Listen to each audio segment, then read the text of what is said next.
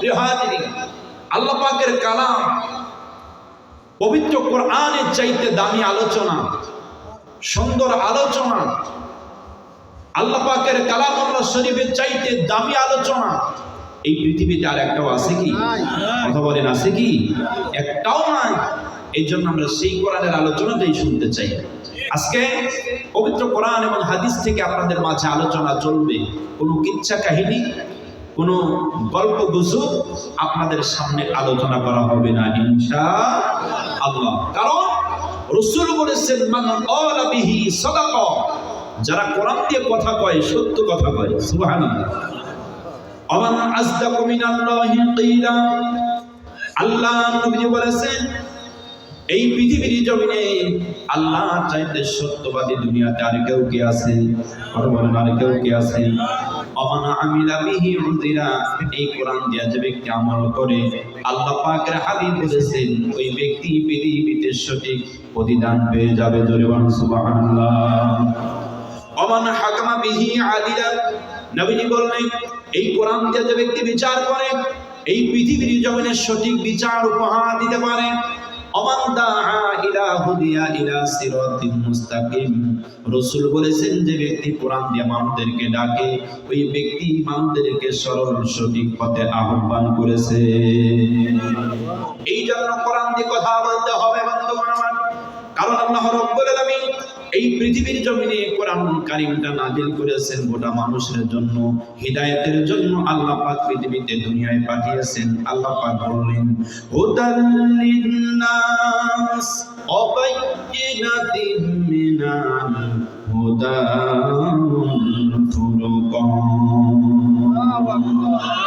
আল্লাহ রাব্বুল বললেন এই কোরআন কারীম এই জন্য পৃথিবীর জমিনে নাযিল করেছি, হুদাল লিন্নাস, মানুষের হিদায়াতের জন্য দুনিয়ায় কোরআনটা পাঠালাম। সুবহানাল্লাহ বলবেন। শুধু তাই নয় বন্ধুগণ, অবায়্যিনাতিন মিনাল হুদা ওয়াল ফুরকান, সত্য এবং মিথ্যা এই দুইটা জিনিসকে পার্থক্য করে মানুষের মাঝে ফুটিয়ে তোলার জন্য আমি আল্লাহ পাক পৃথিবীতে কোরআন কারীমটা নাযিল করে দিয়েছি। শুধু তাই নয় বন্ধুগণ আমার, আমরা যেই কোরআনের আলোচনাটা শুনতেছি এই কোরআন কারীম কেন আল্লাহ পাক এই দুনিয়াতে নাযিল করেছেন? আল্লাহর কোরআনের কাছে যদি জানতে চাই কোরআন তোমার আলোচনা শুরু করব ঠিক আছে, কিন্তু তুমি এই দুনিয়াতে কেন আগমন করলে একটু বলো তো দেখি। আল্লাহর কোরআন উত্তর দিয়ে দেয়, দুনিয়ার মানুষ জবাব নাও কেন নাযিল হইলাম শুনে রাখো। আল্লাহর কোরআন উত্তর দিয়ে দিচ্ছে আলিফ লাম রা, কিতাবুন আনজালনাহু ইলাইকা লিতুখরিজান নাসা মিনাজ-যুলুমাতি ইলান নূর।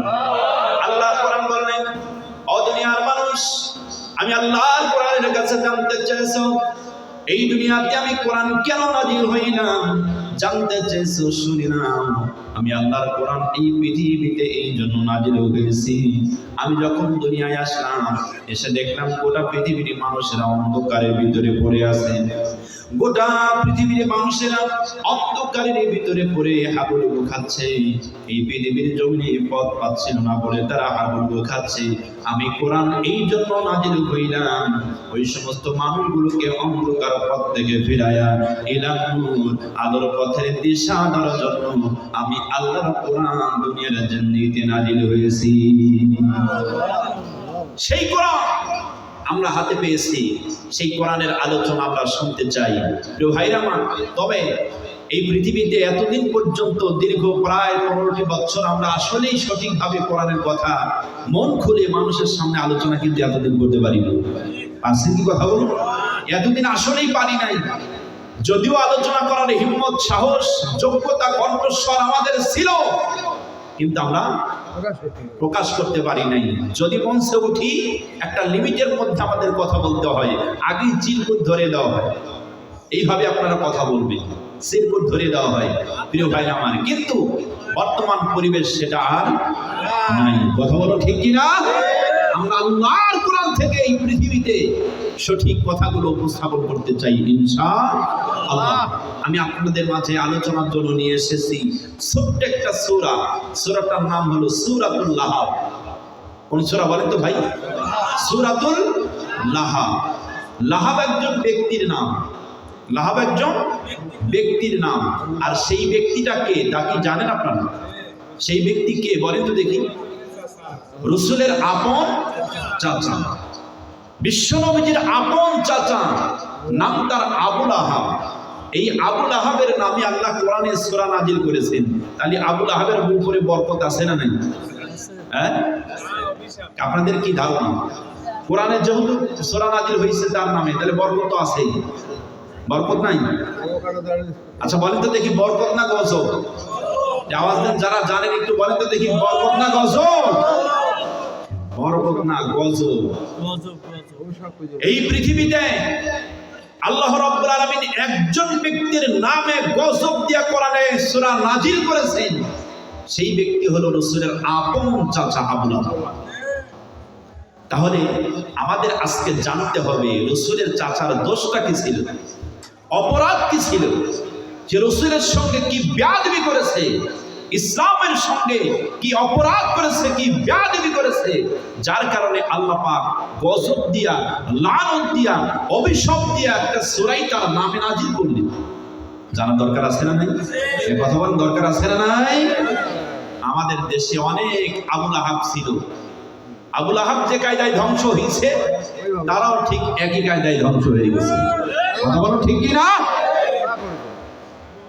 তবে আবু লাহাব শিক্ষা দিয়ে গেছে। আল্লাহ পাক আবু লাহাবের মাধ্যমে গোটা পৃথিবী এই আবু লাহাবের চরিত্র যারা অবলম্বন করবে তাদেরকে শিক্ষা দিয়েছেন এই কোরআনে, যে আবু লাহাবের চরিত্র যারা এই পৃথিবীতে অবলম্বন করবে তোমাদের পরিণতি ঠিক আবু লাহাবের মতোই হবে। কথা বলুন, জোরে বলুন ঠিক কিনা? প্রিয় ভাইরা আমার, আমরা আস্তে আস্তে করে আলোচনাগুলো সাজিয়ে গুছিয়ে একেবারে পয়েন্ট আকারে আলোচনা করবো ইনশাআল্লাহ। আপনারা যদি ধৈর্য ধারণ করেন তাহলে আমার কথাগুলো ভালোভাবে উপস্থাপন করা যাবে। আর যদি এলোমেলো ভাবে উঠাও শুরু করে দেন তাহলে আস্তে করে দোয়া করে দেবো। ঠিক কিনা কথা বলুন?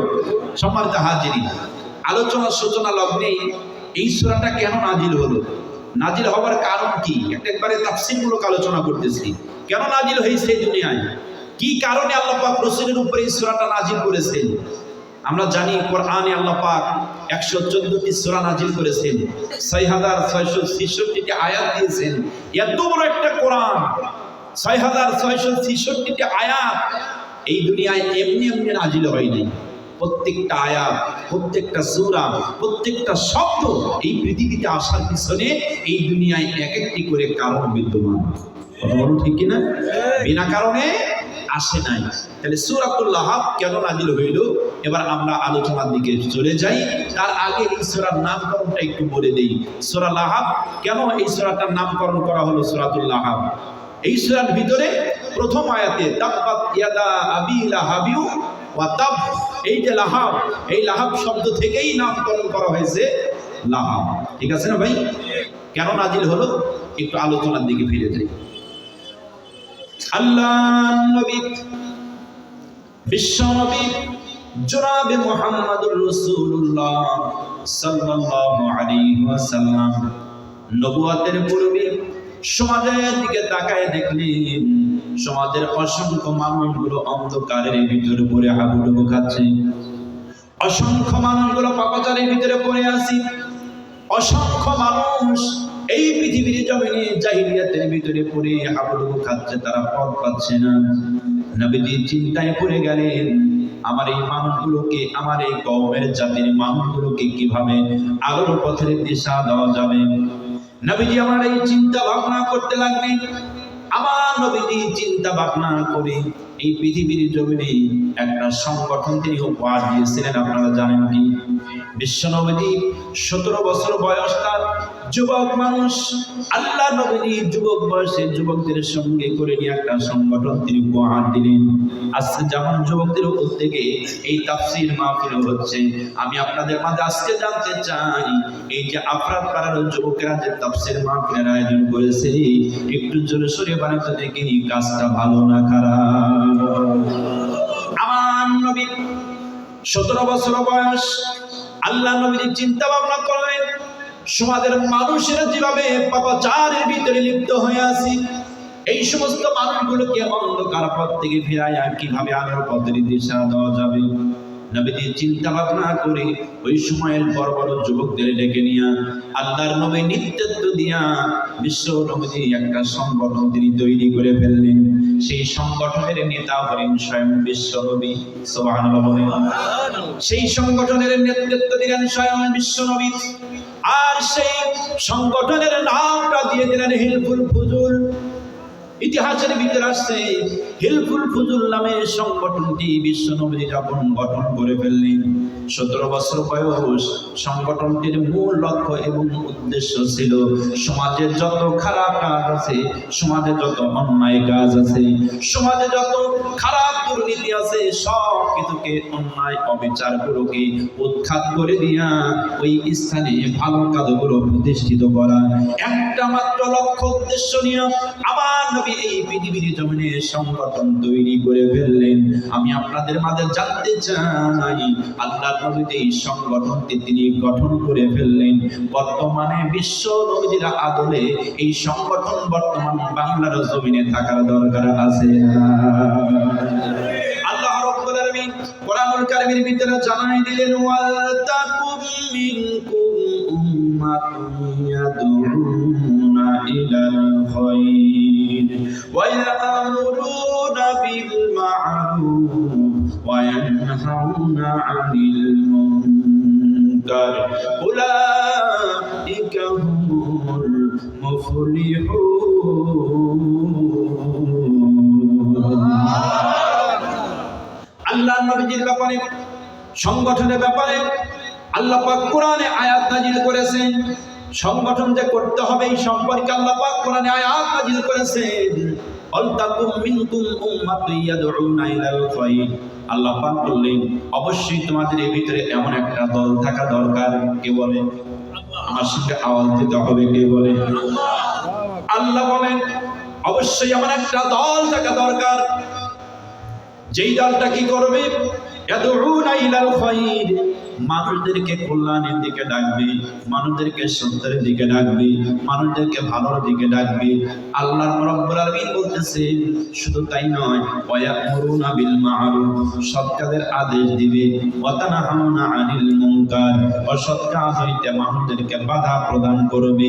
এমন একটা দল আল্লাহ পাক বললেন এই পৃথিবীতে অবশ্যই থাকা দরকার। সুবহানাল্লাহ বলবেন না? আল্লাহ রাব্বুল আলামিন বলেন এই কাজগুলো যারা আঞ্জাম দিবে, সৎ কাজের আদেশ করবে, সত্যের দিকে মানুষদেরকে ডাকবে, অসৎ কাজ হইতে মানুষদেরকে ফিরায় রাখবে, এই কাজগুলো যারা আঞ্জাম দিবে এদের ব্যাপারে আল্লাহ পাক জানায় দিলেন উলাইকা হুমুল মুফলিহুন। পৃথিবীর জমিনে এরাই হয়ে যাবে সফল কাম। সুবহানাল্লাহ, এরাই সফল কাম যারা এই কাজগুলো আঞ্জাম দিবে। প্রিয় বন্ধুগণ, তাহলে সংগঠনের কথা কে বলেছেন? এই কথা বলেন কে বলেছেন? এই সংগঠন তো একা একা হয় না, একা একা হয়। আল্লাহ রাব্বুল আলামিন বলেন ওয়া'তাসিমু বিহাবলিল্লাহি জামিআন ওয়া লা তাফাররাকু। আল্লাহ রাব্বুল আলামিন বলেন ও দুনিয়ার মানুষ সবাই তোমরা ঐক্যবদ্ধ হয়ে যাও। কার কথা? এই কথা বলেন কার কথা? সবাই তোমরা ঐক্যবদ্ধ হয়ে যাও। ওয়া'তাসিমু বিহাবলিল্লাহি জামিআ, সবাই ঐক্যবদ্ধ হয়ে আল্লাহর রজ্জুকে তোমরা ধারণ করো। আল্লাহর রজ্জু বলতে আল্লাহর কোরআনকে বোঝাইছে। কথা বলেন ঠিক কিনা? আল্লাহর রজ্জু বলতে আল্লাহর রশি, আল্লাহর রশি বলতে আল্লাহর কোরআন, আল্লাহর কোরআনকে বোঝাইছেন। আল্লাহ পাক বলতেছেন দুনিয়ার মানুষ সবাই তোমরা এক হয়ে যাও, আল্লাহর রজ্জুকে তোমরা ধারণ করো। এক সময় তোমাদেরকে জান্নাত থেকে নামিয়ে দিয়েছি আমি আল্লাহ। কথা বলেন ঠিক কিনা? বাবা আদমকে সৃষ্টি করেছিলেন, আদমকে সৃষ্টি করে রেখে দিয়েছিলেন কোথায়? কথায় কথায় এসে যাচ্ছে দেখেন। আল্লাহ রাব্বুল আলামিন আদমকে সৃষ্টি করলেন, বেহেশতের ময়দানে রেখে দিলেন, মা হাওয়াকে সৃষ্টি করলেন, বেহেশতের ময়দানে রেখে দিলেন। আল্লাহ পাক তাদের দুইজনের উপরে আয়াত নাজিল করলেন। আল্লাহ রাব্বুল আলামিন বলতেছেন, ইয়া আদম উসকুন আনতা ওয়া যাওজুকাল জান্নাহ ওয়া কুলা মিনহা রাগাদান হাইসু শি'তুমা ওয়া লা তাকরাবা হাযিহিশ শাজারাতা ফাতাকুনা মিনাজ যালিমিন। আদম ও হাওয়া, উসকুন আনতা ওয়া যাওজুকাল জান্নাতা, তুমি এবং তোমার স্ত্রী জান্নাতের ভিতরে খাওয়া দাও, আনন্দ করো, ফুর্তি করো। লা তাকরাবা হাযিহিশ শাজারা, ওই যে গাছ দেখা যায়, খবরদার খবরদার, ওই গাছের কাছে কিন্তু যাওয়া যাবে না। নিষেধ একটা জিনিসের ব্যাপারে, সব জায়গায় যা, একটা জায়গায় যেও না। আদম এবং হাওয়াকে যখন নিষেধ করা হলো, শয়তান আগে ওইটার প্রতি আকৃষ্ট করে দিল। কথা বলুন ঠিক কিনা? শয়তানের ধোঁকায় পড়ে আদম এবং হাওয়া যখন তারা ওই গাছের ফলটা খেয়ে ফেলেছে, আল্লাহর অভিশাপ নেমে এসেছে। আল্লাহ পাক তখন রাগান্বিত হয়ে গেলেন। আল্লাহ পাক তাদের প্রতি গুসা করলেন। রাগান্বিত হয়ে আল্লাহ পাক ধমক দিয়ে বলতেছেন, কুলনা বিতু মিনহা জামিআ ফাইম্মা ইয়াতিয়ান্নাকুম মিন্নি হুদান ফামান তাবিআ হুদায়া ফালা খাউফুন আলাইহিম ওয়া লা হুম ইয়াহজানুন। আদম ও হাওয়া, আমার কথা বিশ্বাস করো নাই? সব নেমে যাও জান্নাত ময়দান থেকে, তোমাদের এই জান্নাতের জায়গা হবে না, সব নামো। বলতেছেন কে? রাগান্বিত হয়ে ধমক দিয়ে বলতেছেন, সব নামো। আমার কথা মানো নাই, শয়তানকে বিশ্বাস করছো, নামো এখন। তবে ও হাওয়া, ও আদম, আমি তোমাদেরকে জান্নাত থেকে নামিয়ে দিচ্ছি। তবে আমি তোমাদেরকে একটা অভয় দিচ্ছি, আমার পক্ষ থেকে তোমাদের কাছে হুদা যাবে। হুদা মানে পথ প্রদর্শক। সুবহানাল্লাহ বলেন। হুদা মানে পথ প্রদর্শক, হুদা মানে কোরআন। ও আদম ও হাওয়া, আমার পক্ষ থেকে তোমাদের কাছে পথ প্রদর্শক যাবে, কোরআন যাবে। এই কোরআনকে তোমরা আঁকড়ে ধরো। সুবহানাল্লাহ বলেন। যে আঁকড়ে ধরার কথা বলতেছি, সেই কথাই থেকে এখানে আল্লাহ রাব্বুল আলামিন কোরআন নামক রশি জান্নাতের ময়দান থেকে দুনিয়ায় নামায় দিয়েছে। আদম এবং হাওয়া, এই দুনিয়ার জান্নাতে আমার পক্ষ থেকে হুদা যাবে, পথ প্রদর্শক যাবে। ফাইম্মা ইয়াতিয়ান্নাকুম মিন্নি হুদান ফামান তাবিআ হুদায়া ফালা খাউফুন আলাইহিম ওয়া লা হুম ইয়াহজানুন। এই হুদাকে যারা আঁকড়ে ধরবে, পৃথিবীতে তোমাদের কোনো ভয় নাই, তোমাদের কোনো টেনশন নাই। আমি আল্লাহ কথা দিচ্ছি, যেই জান্নাত থেকে নামিয়ে দিয়েছি, কোরআন অনুযায়ী যাতে এই পৃথিবীতে জীবনটা পরিচালনা করতে পারো, আমি আল্লাহ রাব্বুল আলামিন আবার টান দিয়ে তোমাদেরকে জান্নাতের ময়দানে তুলে আনবো। জোরে বলুন সুবহানাল্লাহ। সম্মানিত হাজিরিন বন্ধুগণ, খুব ভালোভাবে খেয়াল করবেন কথাগুলো। আমরা সাবজেক্ট ভিত্তিক আলোচনার দিকে চলে যাচ্ছি। আল্লাহ নবী সংগঠন তৈরি করে ফেললেন। একটানা 17 বছর বিশ্ব নবী সংগঠনের নেতৃত্ব প্রদান করলেন। কয় বছর?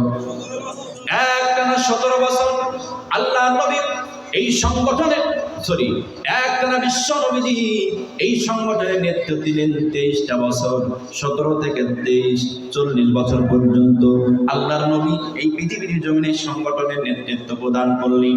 নেতৃত্ব প্রদান করার পর আমার নবী সমাজের পিছনের দিকে খেয়াল করে দেখলেন, দেখি অন্যায় কাজ দূর হলো কিনা, খারাপ কাজ দূর হলো কিনা। শেষ পর্যন্ত আমার নবী খেয়াল করে দেখলেন, হায় হায় রে, 23টি বছর সংগঠনের নেতৃত্ব দিলাম, একটা খারাপ কাজ দূর করা সম্ভব হলো না। কারণ কি? কারণ হলো একটাই, সেটা হলো বিশ্ব নবীর ভিতরে নবীর আদর্শ বলতে সব প্রতিষ্ঠিত ছিল, কিন্তু জমিন যার, তার আইন ছিল না। তার মানে বিশ্ব নবীর কাছে আল্লাহর কোরআন ছিল না, যার কারণে এই পৃথিবীর জমিনে শান্তি প্রতিষ্ঠিত করা যায় নাই, অন্যায় কাজ দূর করা যায় নাই। নবীজি আমার ব্যর্থ হয়ে আল্লাহর কাছে ধর্ণা ধরলেন, রব্বুল আলামিন 23টি বছর সংগঠনের নেতৃত্ব দিয়েছি, একটা খারাপ কাজ দূর করতে পারি নাই। আপনার পক্ষ থেকে এমন কিছু নিয়ম নীতি পাঠায়া দেন, যেই নিয়ম নীতি দিয়া সমাজের সব অসভ্য কাজগুলো দূর করা যাবে। আমার নবীজি ধ্যানে পড়ে গেলেন, সিজদায় পড়ে গেলেন। আল্লাহকে ডাকতে লাগলেন। আমার আল্লাহ রাব্বুল আলামিন নবীজির দোয়া কবুল করে নিলেন। বিশ্ব নবীজির দোয়া কবুল করে নিয়া আল্লাহ রাব্বুল আলামিন বিশ্ব নবীকে নবুয়তের ঘোষণা দিলেন, ইকরা বিসমি রাব্বিকাল্লাযী খালাক খালাকাল ইনসানা মিন আলাক ইকরা রাব্বুকাল আকরামুল্লাযী আল্লামা বিল কলম আল্লামাল ইনসানা মা লাম ইয়ালাম। জবান খুলে বলেন আল্লাহু আকবার। আরেকটু জোরে বলেন আল্লাহু আকবার। আসলে আপনারা মনে হয় বিরক্ত হয়ে যাচ্ছেন। আলোচনা তো শুরুই করি না ভাই, সাবজেক্ট ভিত্তিক আলোচনা সবে মাত্র যাচ্ছি ওই দিকে। আমার নবী সিজদায় পড়ে থাকার কারণে আল্লাহ পাক তাকে নবুয়তের ঘোষণা প্রদান করলেন। সূরা আলাকের 5টা আয়াত নাযিল হলো। নবীকে বলা হলো, নবীজি আমি আপনাকে নবুয়তের ঘোষণা প্রদান করলাম। নবীজি এই যে কোরআন দান করলাম, এখন আপনি এই কোরআন নিয়ে সমাজে চলে যান। এখন আপনি কোরআন দিয়া মানুষদেরকে আহ্বান করেন তাওহীদের পথে। এখন আপনি এই কোরআন দিয়া মানুষদেরকে ডাকেন তাওহীদের পক্ষে, কোরআনের পক্ষে। আপনি মানুষদেরকে কোরআন দিয়া ডাকতে থাকেন। নবীজি খেয়াল করে দেখবেন এই সমাজে ইতিপূর্বে যারা ছিল চোর, যারা ছিল ডাকাত, যারা ছিল বদমাশ, যারা ছিল সন্ত্রাসী, যারা ছিল হাইজাকার, কোরআনুল কারীমের দাওয়াত দেওয়ার কারণে যদি তারা কোরআনের সংস্পর্শে এসে যায়, সমস্ত মানুষগুলো সোনারা মানুষে পরিণত হয়ে যাবে। নবীজি আমার শেষ পর্যন্ত কোরআন নিয়ে নেমে আসতেছেন, নবুয়তের ঘোষণা পেয়ে গেল। সূরা লাহাব কেন নাজিল হয়েছে তার প্রেক্ষাপট আলোচনা করতেছি। কোন প্রেক্ষাপটে আল্লাহ পাক নাজিল করলেন? আমার নবী নবুয়ত নিয়ে যখন চলে আসতেছেন, আল্লাহ পাক বিশ্ব নবীকে জানায় দিলেন, নবীজি আপনি কোরআন নিয়ে নেমে যাচ্ছেন দুনিয়ায়। আমি আল্লাহ পাক আপনাকে নবুয়তের ঘোষণা প্রদান করেছি। আপনি তো আনন্দে কোরআনের দাওয়াত আপনি মানুষের মাঝে দিতে যাচ্ছেন। নবীজি আগেই আপনি প্রকাশ্যভাবে কালেমার দাওয়াত সমাজে আপনি দিবেন না, দেওয়ার দরকার নাই। এই জন্য দিবেন না কারণ গোটা সমাজ আপনার বিপক্ষে চলে গেছে। গোটা সমাজ তাওহীদের বিপক্ষে ইতিমধ্যে স্থান নিয়ে নিয়েছে। গোটা সমাজ তার শিরকের বিপক্ষে চলে গেছে, শিরকের পক্ষে চলে গেছে। এই সমাজে যদি আপনি একা তাওহীদের পক্ষে আওয়াজ দেন, গোটা সমাজের মানুষ আপনার উপরে চেপে বসবে, আপনি সহ্য করতে পারবেন না। যার কারণে নবী আপনি আগেই প্রকাশ্যভাবে কালিমার দাওয়াত দিবেন না, আপনি গোপনে গোপনে তাওহীদের বাণী মানুষের মাঝে প্রচার করা শুরু করে দেন। আল্লাহর নবী গোপনে তাওহীদের বাণী প্রচারের অর্ডার পেয়ে গেলেন। বিশ্ব নবীজি তাওহীদের বাণী গোপনে প্রচারের অর্ডার পাইয়া কালিমার দাওয়াত নিয়ে সর্বপ্রথম নিজের ঘরের ভিতরে প্রবেশ করে দিলেন। আম্মা জান খাদিজাতুল কুবরা রাদিয়াল্লাহু তাআলা আনহার কাছে এসে বিশ্ব নবীজি ডাক দিচ্ছেন, আমার খাদিজা, আল্লাহ পাক আমাকে নবুয়ত দিয়েছেন। খাদিজা রে, ইসলামকে তুমি কবুল করবে না, কালিমা কি তুমি স্বীকার করবে না? বিশ্ব নবীজির প্রাণপ্রিয় স্ত্রী আম্মা জান খাদিজাতুল কুবরা রাদিয়াল্লাহু তাআলা আনহা আল্লাহর নবীকে ডাক দিয়ে বলতেছেন, প্রাণের স্বামী রে, 15টা বছর ধরে আপনার সাথে আমি ঘর সংসার করি। এই 15টা বছরের ভিতরে আপনার সাথে আমি একসঙ্গে ঘুমাইছি, এক ঘরের ভিতরে থেকেছি। আমি বারবার আপনার চরিত্রের দিকে তাকাইছি। ইয়া রাসূলুল্লাহ, প্রাণের স্বামী আমার বারবার আপনার চরিত্রের দিকে তাকায়া বুঝতে পেরেছি সাধারণ কোনো মানুষের চরিত্র এত ভালো হতে পারে না। আগের থেকেই বুঝতে পেরেছিলাম, সুতরাং অপেক্ষায় রয়েছিলাম কোন দিন আপনি তাওহীদের দাওয়াতটা দিয়ে দিবেন, সাথে সাথে কালিমা পড়ে মুসলমান হয়ে যাব। ইয়া রাসূলুল্লাহ, ও আমার প্রাণের স্বামী, আপনি তাওহীদের বাণী আমার কাছে দাওয়াত দিয়েছেন। আমি খাদিজা আর দেরি করতে চাই না, তাড়াতাড়ি করে কালিমা পড়ে মুসলমান বানায়া দেন। প্রিয় বন্ধুগণ আমার, এই পৃথিবীর জমিনে আল্লাহ নবীর কালিমার দাওয়াতের সর্বপ্রথম মেসেঞ্জার, সর্বপ্রথম প্যাসেঞ্জার হলেন আম্মা জান খাদিজাতুল কুবরা। জবান খুলে বলেন সুবহানাল্লাহ। সর্বপ্রথম মহিলাদের ভিতরে আম্মা জান খাদিজাতুল কুবরা রাসূলের এই নবুয়তের দাওয়াত গ্রহণ করেছেন। সুবহানাল্লাহ বলবেন না? আমার নবী নিজের ঘরকে সামলালেন, আম্মা জান মুসলমান হয়ে গেলেন। নবীজি ঘর থেকে বের হয়ে চলে গেলেন। আল্লাহ নবী ঘর থেকে বের হয়ে সোজাসুজি কাছের বন্ধু আবু বকর, বিশ্ব নবীজি আবু বকরের বাড়িতে চলে গেলেন। আল্লাহ নবী আবু বকরের বাড়িতে গিয়ে সব চাইতে কাছের বন্ধুকে দাওয়াত দিচ্ছেন। আবু বকর, আল্লাহ পাক আমাকে নবুয়ত দিয়েছেন। বন্ধু আবু বকর রে, ইসলাম কি তুমি কবুল করবে না? কালিমা কি তুমি স্বীকার করবে না? আমি রাসূলকে কি তুমি রাসূল বলে মানবে না? আল্লাহ নবীর প্রিয় বন্ধু আবু বকর একই কায়দায় চোখের পানি ছেড়ে দেয়া কান্না শুরু করে দিলেন। নবীকে ডাক দিয়ে বলতেছেন, বন্ধু রে, অনেক দিনের সম্পর্ক আপনার সাথে, আমার বন্ধুত্বের সম্পর্কের জিন্দেগিতে বারবার আপনার চরিত্রের দিকে খেয়াল করেছি। এত ভালো চরিত্র পৃথিবীর জমিনে আমি অন্য কারোর ভিতরে পাই নাই। ও প্রাণের বন্ধু, সুতরাং আপনি দাওয়াত দিয়েছেন, আমি কোনো প্রশ্ন করতে চাই না, তাড়াতাড়ি করে কালিমা পড়ে মুসলমান বানায় দেন। আমার নবীর প্রিয় সাহাবী আবু বকর রাদিয়াল্লাহু তাআলা আনহু বিশ্ব নবীর হাতে কালিমা পড়ে 2 নম্বরে মুসলমান হয়ে গেল। প্রিয় ভাইরা আমার, বন্ধুগণ, নবীজি আবু বকরের বাড়ি থেকে বের হলেন। আবু বকরের বাড়ি থেকে বের হয়ে আল্লাহর নবী সবে মাত্র রাস্তার উপরে উঠেছেন। রাসূলের প্রিয় সাহাবী, রাসূলের জামাতা হযরতে শেরে খোদা হযরতে আলী রাদিয়াল্লাহু তাআলা আনহার সঙ্গে বিশ্ব নবীর সাক্ষাৎ হয়ে গেল। ছোট্ট আলী ওই সময় আল্লাহর নবী আলীকেও কালিমার দাওয়াত দেয়। আলী রে, আল্লাহ পাক আমাকে নবুয়তের ঘোষণা দিয়েছেন, কি তোমার মতামত? ইসলামকে কবুল করবে না? আমি রাসূলকে কি তুমি রাসূল বলে মানবে না? হযরতে আলী চোখের পানি ছেড়ে দিয়ে আবার কান্না করে ছোট্ট মানুষ ডাক দিয়ে বলতেছেন, আমার চাচাতো ভাই এই দুনিয়াতে ভাই বিরাদার সবাই আমার আছে, আমার আব্বা আছে, আমার মা আছে, কিন্তু সবাই থাকার পরেও আপনি আমার চাচাতো ভাই।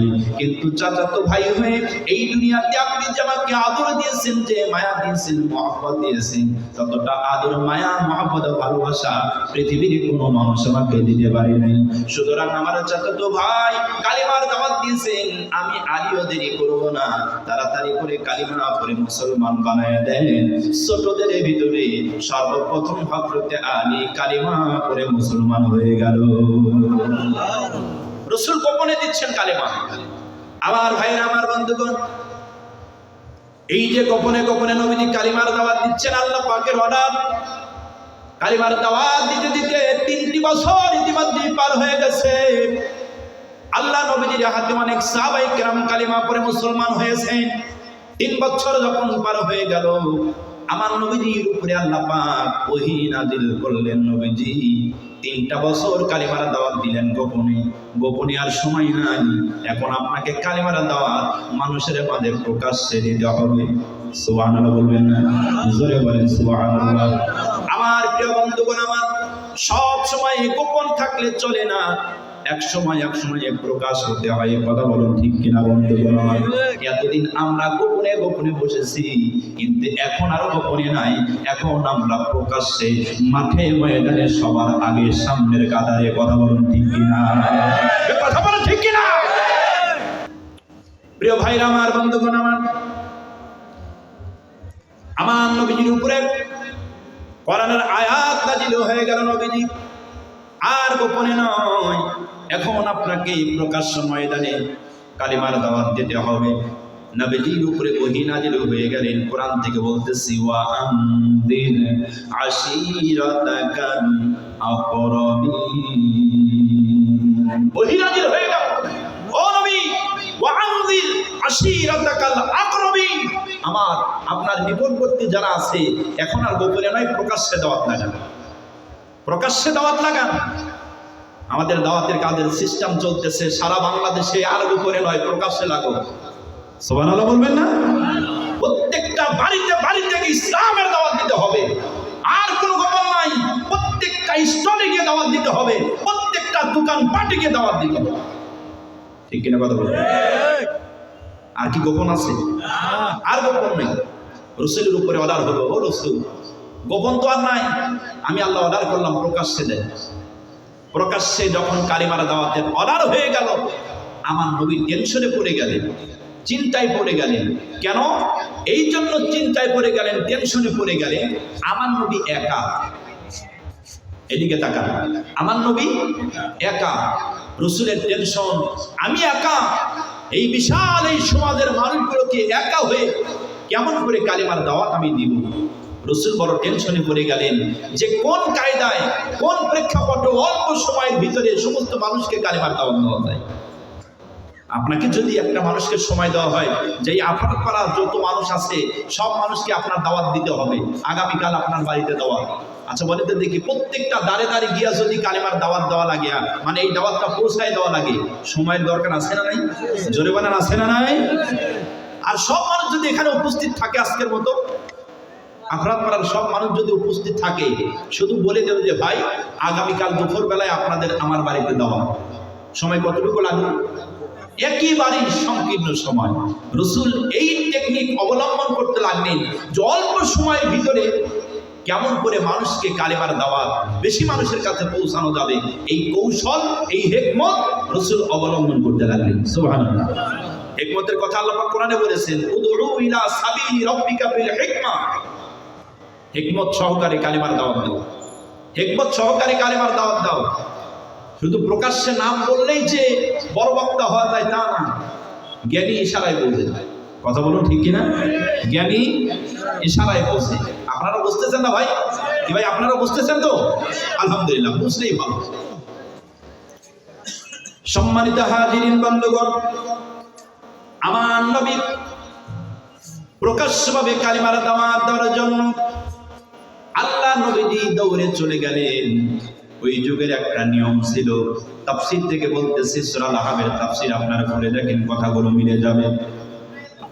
ওই যুগের একটা নিয়ম ছিল, ওই যুগের একটা রীতিনীতি ছিল, সমাজে যদি কোনো খারাপ কাজ হতো, যদি সমাজে কোনো বিপদ আসতো, কোনো মুসিবত আসতো, তাদের ভিতর থেকে একজন ব্যক্তি দৌড়ে সাফা মারোয়া পাহাড়ে উঠে যেত।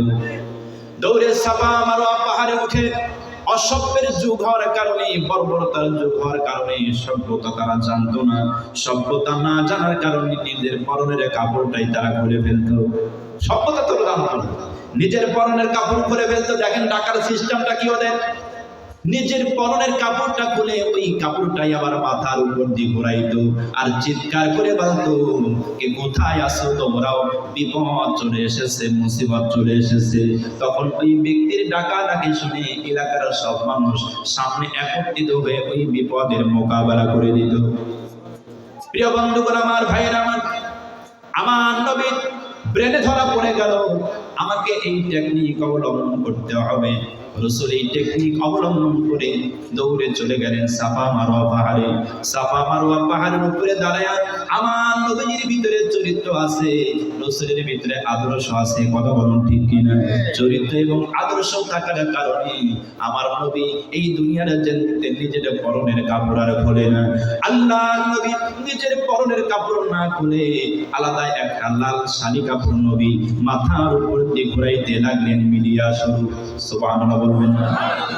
এই যে মিডিয়া আমরা ব্যবহার করি, অনেকেই আবার ফতোয়া দেয় যে হুজুর আমার ছবি ঢুকে দেয়। ও ভাই, এখানে আপনারা হয়তো 200 জন লোক দেখতেছেন, কিন্তু এমনও হতে পারে এই ওয়াজটা যখন কালকে আপলোড করা হবে 2 লক্ষ মানুষ দেখবে। কি দাওয়াত হলো কি হলো না? এই কথা বলেন, দাওয়াত হলো কি হলো না? রাসূল ওই সময় মিডিয়া ব্যবহার করেছিলেন লাল শাড়ি কাপড়। লাল শাড়ি কাপড়ের গুরুত্ব আছে না নাই? আপনি যদি গুরুত্ব না থাকে একটু বোঝানোর জন্য একটু রেল লাইনে যায়েন, হ্যাঁ রেল লাইনে যায়েন, রেল লাইনে গিয়ে একটা লাঠির আগায় একটা লাল কাপড় বেঁধে ওই মাঝখানে একটু দাঁড়ায় থাকেন অথবা গেড়ে দিয়ে আসেন। দেখেন তো ট্রেনের কি ক্ষমতা আছে যে সামনের দিকে আগায়? কি ভাই আগায়?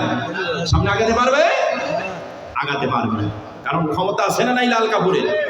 লাল শাড়ি কাপড় রাসূল মিডিয়া স্বরূপ ব্যবহার করেছিলেন ওই সময়, ওটা একটা মিডিয়া। অথবা সাগরের মাঝখানে যদি কোনো নাবিক বিপদে পড়ে যায় তখন ওরা লাল শিরিন উড়ায়। অন্য কোথাও যদি যাত্রী যেতে লাগে ওই লাল শাড়ি কাপড় বা লাল শিরিন দেখলেই বুঝতে পারে এখানে বিপদ, তখন তারা ওই বিপদকে উদ্ধার করে। কথা বলুন ঠিক কিনা? রাসূল কি করলেন? লাল শাড়ি কাপড় উড়ালেন।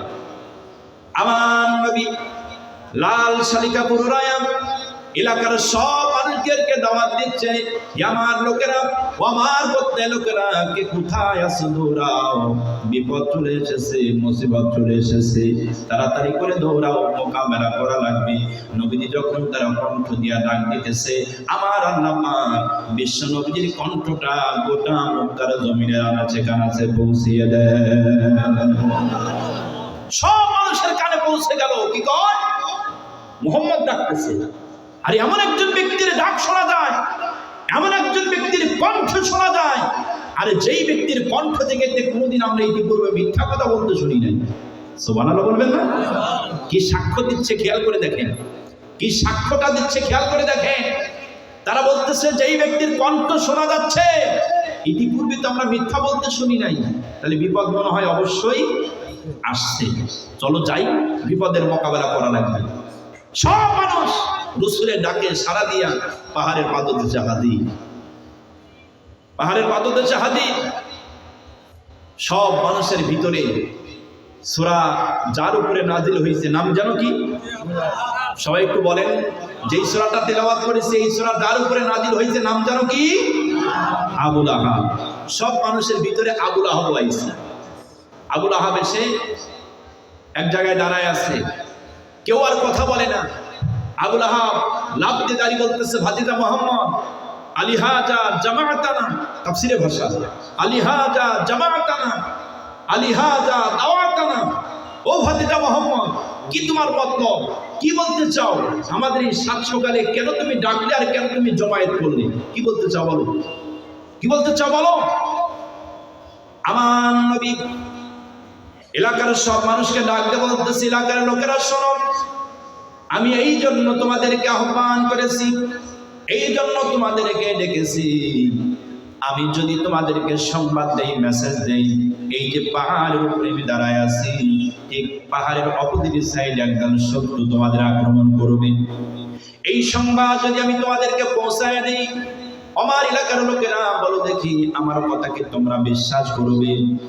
পাহাড়ের পাদদেশে যত মানুষ একত্রিত হয়েছিল, প্রত্যেকটা মানুষ এক বাক্যে স্বীকার করলো, হ্যাঁ আপনার কথা আমরা বিশ্বাস করে নেব। নবীজি আমার বললেন, কেন বিশ্বাস হবে তোমাদের? বলো তো দেখি কি জন্য বিশ্বাস করবি? আমার নবীজির প্রশ্নের উত্তর দিচ্ছি, ও মুহাম্মদ, এই জন্য আপনার কথা বিশ্বাস আমরা করে নেব, কারণ ইতিপূর্বে আপনি আমাদের মাঝে যত কথা বলেছেন, আপনার কথার ভিতরে কোনোদিন আমরা মিথ্যা কথা বলতে শুনি না, এই জন্য বিশ্বাস করে নেব। প্রিয় ভাইরা আমার, একটু বিবেক খাটিয়ে কথাগুলো শুনবেন। আমার রাসূলকে ওরা সাক্ষ্য দিচ্ছে জীবনে কোনোদিন মিথ্যা বলতে শুনি নাই। 1 মিনিট আগে সাক্ষ্য দিল, 1 মিনিট আগে, কিন্তু 1 মিনিট পরে কি হচ্ছে একটু খেয়াল করে দেখেন। আমার নবীজির কাছে যখন ওরা সাক্ষী দিল, জীবনে কোনোদিন আপনি মিথ্যা কথা বলেন নাই, যার কারণে আমরা বিশ্বাস করে নিয়েছি অপোজিট সাইডে শত্রু আছে। আমার নবীজি ডাক দিয়ে বলতেছে, ও আমার এলাকার লোকেরা, এটাই যদি তোমরা আমার কথা বিশ্বাস করে থাকো, তাহলে আমি তোমাদেরকে একটা মেসেজ জানাচ্ছি, কান খাড়া করে শুনে রাখো। আমি তোমাদেরকে একটা সংবাদ জানাই দিচ্ছি, কান খাড়া করে শুনে রাখো। আল্লাহর নবী সুন্দর করে মেসেজটা জানাই দিচ্ছেন, কারোর জোরে বলেন কারোর। আল্লাহ পাকের কোরআনের দাওয়াতটা সুন্দর করে তাওহীদের বাণী দাওয়াত দিয়ে দিচ্ছেন। ইয়া আইয়ুহান নাসু কুলু লা ইলাহা ইল্লাল্লাহু তুফলিহুন। আল্লাহু আকবার। ইয়া আইয়ুহান নাস, আমার নবী এমন সময় ডাক দিয়ে বলতেছে, ওই এলাকার লোকেরা, আমার কথাই যদি তোমরা বিশ্বাস করে থাকো, তাহলে তোমরা বলো, ইয়া আইয়ুহান নাস, হে মানুষ সকল, তোমরা বলো, কুলু লা ইলাহা ইল্লাল্লাহ, আল্লাহ ছাড়া কোনো আইনদাতা নাই, আল্লাহ ছাড়া কোনো বিধানদাতা নাই, আল্লাহ ছাড়া কোনো পালনকর্তা নাই, আল্লাহ ছাড়া কোনো রিজিকদাতা নাই, এই কথা বলো আর এই কথা বিশ্বাস করো, তুফলিহুন, তোমরা সফল কাম হবে। সুবহানাল্লাহ বলবেন না? দাওয়াত দিলেন, প্রকাশ্যে কালিমার দাওয়াত। প্রকাশ্যে যখন কালিমার দাওয়াত রাসূল দিয়ে দিলেন, এমন সময় যারা একটু আগেই বললো আপনি জীবনে কোনোদিন মিথ্যা বলেন নাই, একটু আগেই যারা বলল আপনি সবচাইতে ভালো মানুষ, আপনি আমানতদারি, আপনি আল আমিন আস-সাদিক, সত্যবাদী আমানতদারি, একটু আগে যারা বলেছে, ওরাই আবার ঘুরে উঠে বলতেছে যে মোহাম্মদ কি বলতেছো তুমি? হ্যাঁ, কি বলতেছো তুমি? এত সময় তো ভালোই বলতেছি, এখন তুমি কি বলতেছো? এই কথা বলার জন্য আমাদেরকে ডাকছো। শুরু হয়ে গেল। একটু আগে যারা বলতেছে আল আমিন, এখন ওরা এই কালিমার দাওয়াত শুনে বলতেছে মোহাম্মদ তো পাগল হয়ে গেছে, বলেটা কি ছিল? ছেলে তো মাথাটা তো যা ভালো ছিল সব তো শেষ হয়ে গেছে, তার ছেড়ে গেছে মাথা। এই মোহাম্মদ তো পাগল হয়ে গেছে। মোহাম্মদ যে কথা বলতেছে, এই কথা যদি সমাজে চলতে থাকে, গোটা সমাজ বিশৃঙ্খলা হবে, গোটা রাষ্ট্র বিশৃঙ্খলা হবে। সুতরাং এই মোহাম্মদকে আটকাও, মোহাম্মদকে আটকাও, এই মোহাম্মদকে ধরো, জেলখানায় আটকাও, দুনিয়া থেকে তাকে বিদায় করে দেওয়ার ব্যবস্থা করো। জোরে বলেন নাউজুবিল্লাহ, জোরে বলেন নাউজুবিল্লাহ। এবার আবু লাহাবের মুখ খুলেছে। আবু লাহাব ডাক দিয়ে বলতেছে, ভাতিজা মোহাম্মদ, এই বুঝি তোমার মতলব? হ্যাঁ, এই সাত সকালে ঘুম থেকে আমাদেরকে ডেকে নিয়ে আসতে হবে এই কথা বলার জন্য? তুমি এই কথা বলার জন্য? তুমি তো যা বলতেছো সবই দেখতেছি রাজনীতি। এই রাজনীতি নয়? তুমি তো যা বলতেছো সবই তো রাজনীতি, এই কথা বলার জন্য ডাকছো? তাব্বাল্লাহ, তুমি ধ্বংস হও, তোমার দিনে ধ্বংস হয়ে যাবে। নাউজুবিল্লাহ। আবু লাহাব এই কথা যখন আমার নবীকে বলতেছে, আচ্ছা বলেন তো দেখি, আবু লাহাবের কথাই কি আল্লাহ পাক তার দিনকে ধ্বংস করবে? কথা বলেন না ভাই, ধ্বংস করবে? ধ্বংস করবে না। আল্লাহ রাব্বুল আলামিন এই তার শত্রু আবু লাহাব রাসূলের প্রতি এতই রাগ হয়েছে, মুহাম্মদ তোমার এত বড় সাহস, এই মক্কার জমিনে আমি মক্কার 42 লিটার 1 লিটার, আমি আবু লাহাব, আওয়াজ কি কম আছে নাকি? আমার সামনে দাঁড়ায় তুমি তাওহীদের পক্ষে আওয়াজ তোলো, রাগ হওয়ার কারণে পাথর তুলে রাসূলের মুখ বরাবর মেরে রাসূলকে দুনিয়া থেকে বিদায় করে দেবে, এই হলো তার পরিকল্পনা। আচ্ছা বলে তো দেখি, আমার রাসূল হলেন দু জাহানের বাদশা, রাসূল হলেন হাবিবুল্লাহ, আল্লাহর বন্ধু, আল্লাহর হাবিব, ওই ব্যক্তির বিরুদ্ধে হাত তুলে রাসূলকে মেরে ফেলে দেওয়ার জন্য আবু লাহাব পাথর ছুঁড়ে মারতেছে। আমার আল্লাহকে আরশে আজিম থেকে বসে বসে তামাশা দেখবে? জয় বলেন দেখবে? আমার আল্লাহ রাব্বুল আলামিন জিবরাইলকে ডাক দিচ্ছেন, জিবরাইল, ও জিবরাইল, যাও রে জিবরাইল, যাও, তাড়াতাড়ি করে চলে যাও। ওই যে দেখো আমার বন্ধু তাওহীদের দাওয়াত দিয়েছে, কোরআনের দাওয়াত দিয়েছে, আমি আল্লাহ পাকের তাওহীদের পক্ষে আওয়াজ তুলেছে। জিবরিল রে দেখো তাকায়া, আমার বন্ধুর তাওহীদের বাণী সে সহ্য করতে পারি নাই। ওই যে দেখো আবু লাহাব নিচের থেকে পাথর তুলে নবীর মুখ বড় বড় মেরে নবীকে দুনিয়া থেকে বিদায় করে দেবে, এই হলো তার ষড়যন্ত্র পরিকল্পনা। ও জিবরাইল যাও রে, যাও জিবরাইল যাও, কোরআনুল কারীমের সূরাতুল লাহাব নিয়া আমার নবীর কানে কানে বলে দাও, আমি আল্লাহ পাক আবু লাহাবের এই ব্যবহারটা সহ্য করতে পারি নাই, আমি আল্লাহ রাব্বুল আলামিন আবু লাহাবের এই আচরণটা আমি আল্লাহ পাক সহ্য করতে পারি নাই, যার কারণে আমি আল্লাহ রাব্বুল আলামিন আবু লাহাবের প্রতি গজব দিলাম, লানত করলাম, অভিশাপ দিলাম, গজব দিয়া, লানত দিয়া, অভিশাপ দিয়া একটা সূরা নাজিল করলাম তার নামের উপরে।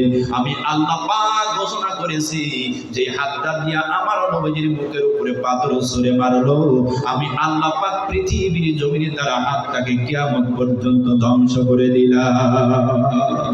জোরে বলো সুবহানাল্লাহ। কোরআনের আয়াত নাজিল হয়ে গেল, তাব্বাত ইয়াদা আবি লাহাবিন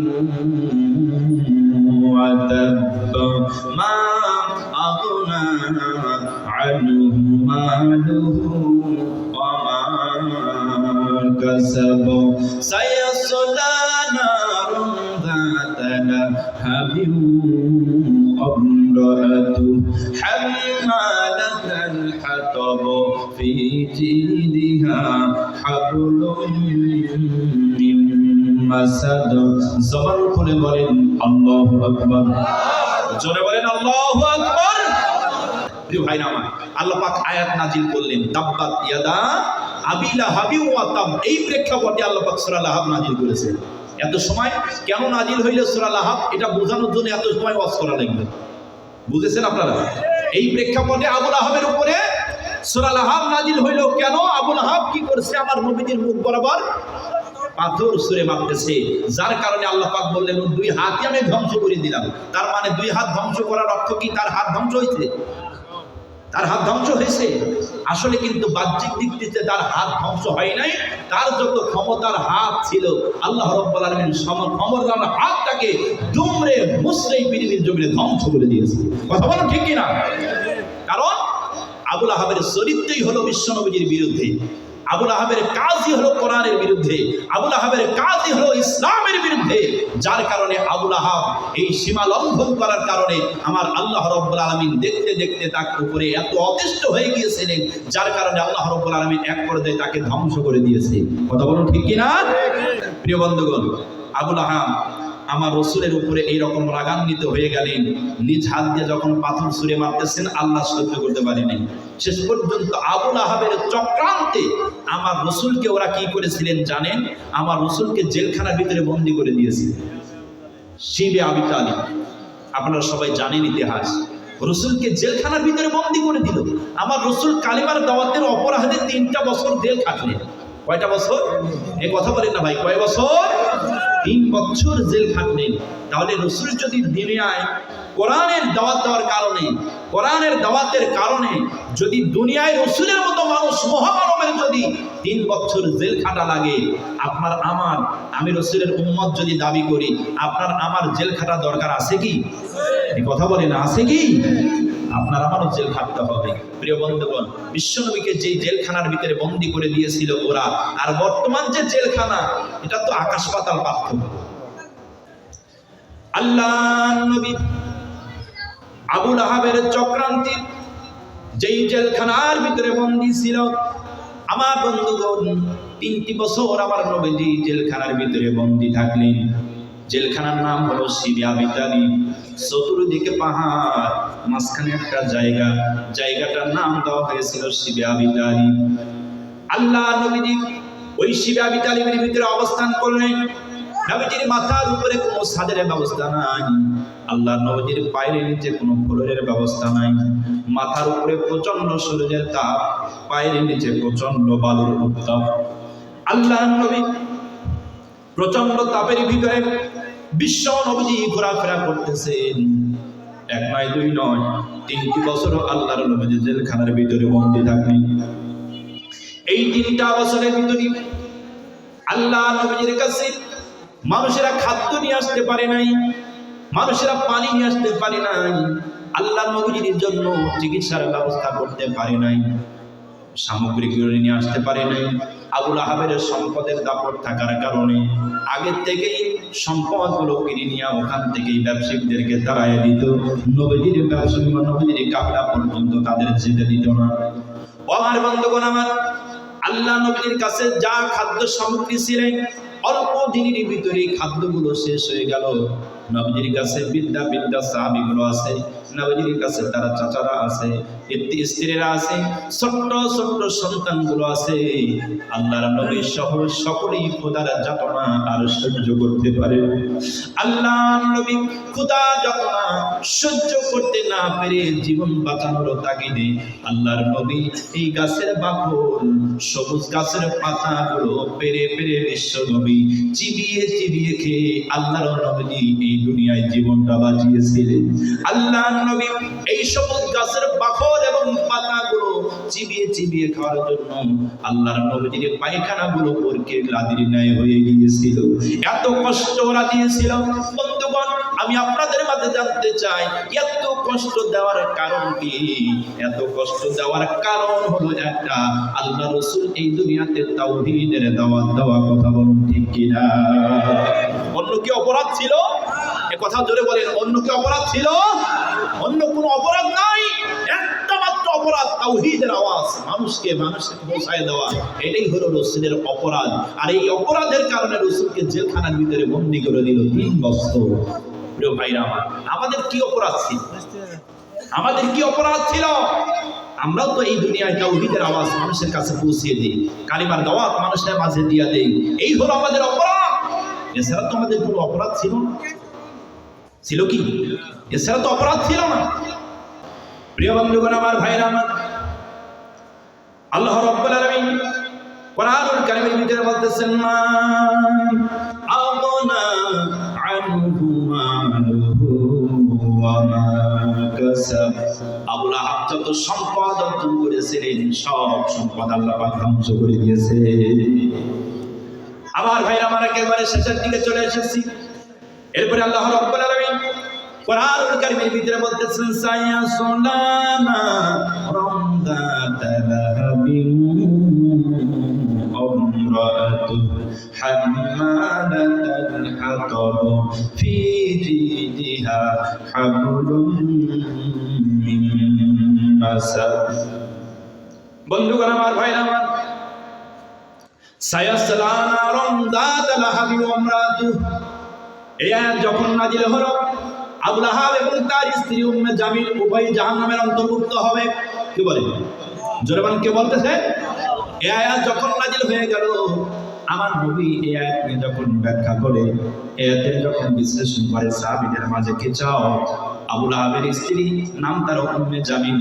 উম্মে জামিল জাহান্নামের লেলিহান আগুনের ভিতরে নিক্ষিপ্ত হবে। আমার ভাইরা, আমার বন্ধুগণ, এই উম্মে জামিলের পাওয়ার কিন্তু কম ছিল না। উম্মে জামিলের কাছে দুইটা নেতার পাওয়ার ছিল।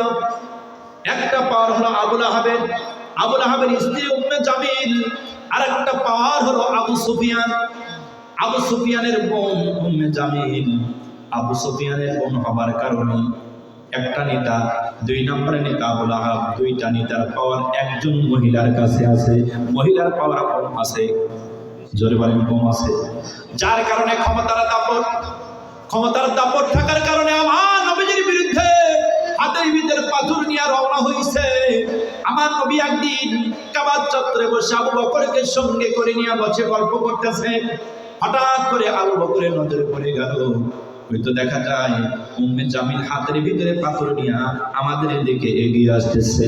নবীকে ডাক দিচ্ছেন, ইয়া রাসূলুল্লাহ, ওই যে দেখেন উম্মে জামিল হাতের ভিতরে পাথর নিয়ে রওনা হয়েছে, মনে হচ্ছে আমাদের দিকে সে এগিয়ে আসতেছে। ইয়া রাসূলুল্লাহ, আমার কাছে মনে হচ্ছে আপনার সঙ্গে উম্মে জামিল বেয়াদবি করবে। ও নবী, আপনি এখান থেকে চলে যান, আপনি পালাল হয়ে যান। উম্মে জামিল আপনার সঙ্গে হয়তো আজকে বেয়াদবি করতে পারে। আমার নবী ডাক দিয়ে বলতেছে, আবু বকর টেনশন করো না, চিন্তা করো না, উম্মে জামিলকে আসতে দাও, আমার আল্লাহ রাব্বুল আলামিন আমাকে হেফাজত করে রাখবে। প্রিয় ভাইরা, আমার বন্ধুগণ, উম্মে জামিল যখন চলে আসছে, উম্মে জামিল আসার আগ দিয়াই আমার নবীজি সুন্দর করে জায়নামাজের উপরে দাঁড়ায় গেলেন। আবু বকর পাশেই বসে আছে। আমার নবীজি আবু বকরকে বসাই দেয়া পাশেই জায়নামাজে দাঁড়ায় গেলেন। বিশ্ব নবীজি যখন জায়নামাজে দাঁড়ায় গেছে, উম্মে জামিল সোজাসুজি চলে আসলেন। আল্লাহর নবী সামনাসামনি উম্মে জামিল দাঁড়ায় গেছে। উম্মে জামিল সামনাসামনি দাঁড়ায়া আবু বকরকে জিজ্ঞাসা করতেছে, আবু বকর, তোমার সাথী মুহাম্মদ কোথায় গেল? সুবহানাল্লাহ। বুঝতেছেন না মনে হয়? কি আপনারা বুঝতেছেন তো? অথচ দাঁড়াইতে নবীজির সামনাসামনি। উম্মে জামিল নবীজির সামনাসামনি দাঁড়ায় গেছি। উম্মে জামিল ডাক দিয়েছে, ও আবু বকর, তোমার সাথী মুহাম্মদ কোথায় গেল? বুঝতে পেরেছি আমি উম্মে জামিলকে আশা দেখে মনে ভয় পাইছে। কি ভয় পাইছে? আশা দেখে মনে ভয় পাইছে। আমাকে দেখে ভয় পেয়ে পালায়ন করেছে। কপাল তার বড় ভালো, আমার সামনে পড়ে নাই। ও আবু বকর, তোমার সাথী মুহাম্মদ আসলে তুমি বলে দিও, আমি উম্মে জামিল তাকে দুনিয়া থেকে বিদায় করে দেওয়ার জন্য এসেছিলাম হাতের ভিতরে পাথর নিয়ে। ও আবু বকর, তোমার সাথে আসলে বলে দিও, খবরদার আগামীতে যেন আমার বিরুদ্ধে যেন কোনো দুর্নাম না করে। যদি দুর্নাম করে আমার হাত থেকে কিন্তু বাঁচতে পারবে না। আমি আপনাদের মাঝে জানতে চাই বন্ধুগণ, আবু বকরের কাছে যে উম্মে জামিল কথাগুলো বলতেছে, আমার নবী শুনতেছে কি শুনতেছে না? আবু বকর বড় আশ্চর্য হয়ে যায়, কি ব্যাপার, ঘটনা কি? উম্মে জামিল নবীজির সামনে দাঁড়ায় আছে, আমি বিশ্ব নবীজি তার পাশেই দাঁড়ায় আছি। অথচ উম্মে জামিল আমি আবু বকরকে দেখতেছে, নবীকে বুঝি দেখতে পারে না। ঘটনাটা কি? আবু বকর বুঝতে পেরেছে আসল ঘটনা আর বলে না। আবু বকর বলার কি দরকার আছে? আসল ঘটনা বলে না। উম্মে জামিল শাসাই দিয়ে যখন চলে গেছে, আমার নবীজির সাহাবী আবু বকর সঙ্গে সঙ্গে বিশ্ব নবীর কদমে পড়ে গেছে। ইয়া রাসূলুল্লাহ, ইয়া হাবিবাল্লাহ, কিছুই তো বুঝতে পারলাম না নবী, কেমন কারিশমা আপনি আমাকে দেখালেন, কিছুই তো বুঝতে পারলাম না, কেমন সম্ভব হয়ে গেল। আমার নবীজি আবু বকরকে ডাক দিচ্ছে, আবু বকর, ও আবু বকর শুনে রাখো, যখন উম্মে জামিল আমাকে দুনিয়া থেকে বিদায় করে দেওয়ার জন্য আমার কাছে যখন পাথর নিয়ে সামনে হাজির হয়ে গেল, আমি যখন নামাজে দাঁড়িয়ে গেছি, নামাজের উপরে নামাজের উপরে যখন দাঁড়ালাম, আমার আল্লাহ রাব্বুল আলামিন আমাকে হেফাজত করার জন্য উম্মে জামিল আর আমি নবীজি মাঝ বরাবর পর্দা নাজিল করেছিল। জোরে বলেন সুবহানাল্লাহ। সেই আল্লাহ এখনো আছে তো না? আছে, সেই আল্লাহ এখনো আছে। তবে মনে হয় বয়স হয়ে গেছে তো, তার কারণে একটু শক্তি মনে হয় নাই, বয়স হয়ে গেছে মনে হয়। প্রিয় ভাইরা আমার, বন্ধুগণ আমার, এই উম্মে জামিল আর আবু লাহাবের অবস্থা ভয়াবহ হয়েছে এই দুনিয়ায়। শুধু ইসলামের বিরুদ্ধে পদক্ষেপ নেওয়ার কারণে, কোরআনের বিরুদ্ধে পদক্ষেপ নেওয়ার কারণে, আমার হোসেনের বিরুদ্ধে পদক্ষেপ নেওয়ার কারণে অবস্থা ভয়াবহ হয়েছে। কথা বলা ঠিক কিনা? এত বড় একটা দাপুটি নেতা, মক্কার 42 নেতার এক নেতা, এত বড় দাপট আবু লাহাব, যেই দাপটের কারণে আমার রাসূলকে জেলখানার ভিতরে বন্দী করে দিয়েছিল, যেই দাপটের কারণে আমার রাসূলকে সব চাইতে কষ্ট দিয়েছিল, যত চক্রান্ত রাসূলকে মেরে ফেলে দেওয়ার জন্য আবু লাহাব করেছে, আর অন্য কোন মানুষ করে নাই। আমার নবীকে এত কষ্ট আবু লাহাব দিয়েছে। এই আবু লাহাবের শেষ পরিণতি কেমন হলো আপনারা কি শুনবেন ভাই? এই আবু লাহাবের শেষ পরিণতি কেমন হয়েছে আমার বন্ধুগণ? তার কানে যখন একটা খবর চলে আসলো, আপনার অমুক সৈন্য শেষ, আপনার অমুক সম্পদ শেষ, আপনার অমুক সমন্ত শেষ, এই যে খবর যখন আসতেছে, খবর আসার কারণে আস্তে আস্তে করে তার শক্তিগুলো হারিয়ে যাচ্ছে। আর শক্তি হারিয়ে যাওয়ার কারণে তার অন্তরে একটা আঘাত লাগছে। এই আঘাত লাগার কারণে আমার আল্লাহ রাব্বুল আলামিন তার শরীরে দুরারোগ্য ব্যাধি সৃষ্টি করে দিলেন। শরীরে পশম ব্যাধি শুরু হয়ে গেল। শরীরে পশম ব্যাধি শুরু হয়ে যাওয়ার কারণে শরীর থেকে দুর্গন্ধ বের হয়ে গেল।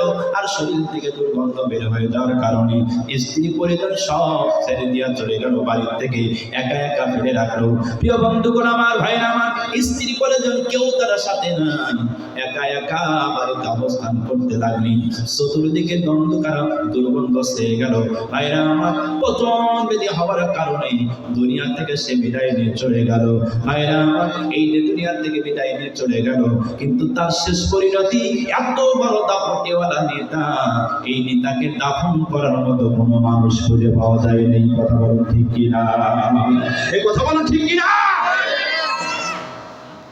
শিক্ষা নিবেন, শিক্ষা নিবেন। নেতার দাপট থাকলেই চলে না। আমি যে কর্মগুলো করে যাচ্ছি এই দুনিয়ায়, আমার শেষ বয়সে, শেষ সময়ে দাফন করার মতো মানুষ খুঁজে পাবো তো? কি কথা? জোরে বলে না ঠিক কিনা? জোরে বলো।